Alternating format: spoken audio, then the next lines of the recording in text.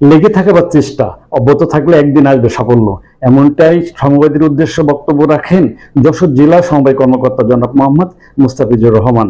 সোমবার সকালে সাতশো উপজেলা অডিটোরিয়ামে অনুষ্ঠিত একদিন ব্যাপী ভ্রাম্যমাণ সমবায়ী সমিতির প্রশিক্ষণমূলক কর্মশালায় আরো বক্তব্য রাখেন সাতশো উপজেলা নির্বাহী কর্মকর্তা ডাক্তার জনাব কাজী নাজিব হাসান। একটা বিষয়ে আমাদের কাছে মাঝে মাঝে তথ্য আসে যে অনেক সমবায় সমিতি মানুষের কাছ থেকে কিছু আমানত জমা নেয়, আমানত জমা নিয়ে সেটা আবার বেশি টাকা দিয়ে ব্যাক করে দিবে কিছু আসে। এই বিষয়গুলো আপনারা খেয়াল রাখবেন, এটা কিন্তু যেটা আইনের বাইরে আছে এটা আপনারা করতে পারবেন। এছাড়া উপজেলা সমবায় কর্মকর্তা রাশেদ আলী এবং জেলা সমবায় সহকারী পরিদর্শক জনাব মোহাম্মদ সামিউদ্দোহা জয় ছাড়াও প্রশিক্ষক হিসেবে বক্তব্য রাখেন মুক্তাদির রহমান এবং আব্দুল মাজিদ। এছাড়া সাতশো উপজেলা সমবায় সহকারী পরিদর্শক জনাব মোহাম্মদ মুজাফর হোসেন এবং শামীমুর রহমান শামীম বক্তব্য রাখেন। শেয়ার এবং সার্টিফিকেট বিতরণ ছাড়াও নির্বাচন, এজিএম এবং মুনাফা বন্টন সহ বিভিন্ন বিষয়ে দিক নির্দেশনামূলক বক্তব্য দেন জেলা এবং উপজেলা কর্মকর্তারা। সমিতিকে এগিয়ে নিতে সঞ্চয়ের উপর গুরুত্ব সহ সততা, নিষ্ঠা এবং আইন মেনেই সমিতি পরিচালনার উপর আহ্বান জানান উপজেলা নির্বাহী কর্মকর্তা। দেখুন বিস্তারিত।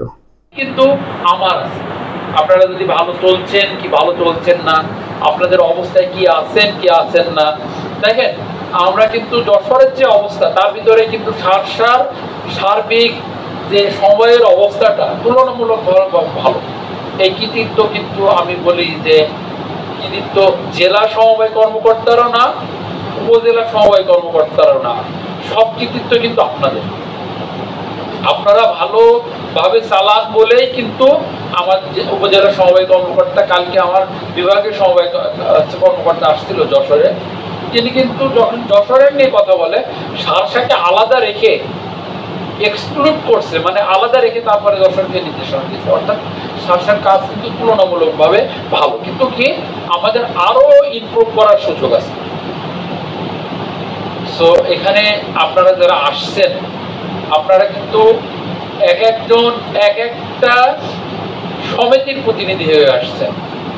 এক একটা সমিতি কিন্তু এক একটা আর্থিক প্রতিষ্ঠান, ফাইন্যান্সিয়াল ইনস্টিটিউট, এবং আমাদের যেটা সমবায় আইন এবং বিধি আছে তার আলোকে আপনারা সবাই ভালোভাবে জানেন এটা একটা বডি কর্পোরেট, অর্থাৎ আর্থিক প্রতিষ্ঠান। ব্যাংক যেমন একটা আর্থিক প্রতিষ্ঠান, আপনারাও কিন্তু এক একটা আর্থিক প্রতিষ্ঠান।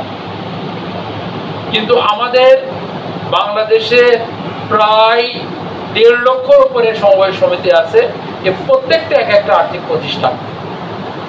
আর আপনারা এখানে যারা উপবিষ্ট আছেন আপনারা কিন্তু এই আর্থিক প্রতিষ্ঠানের এক একটা কর্ণধর, আপনাদের দায়িত্ব কিন্তু অনেক।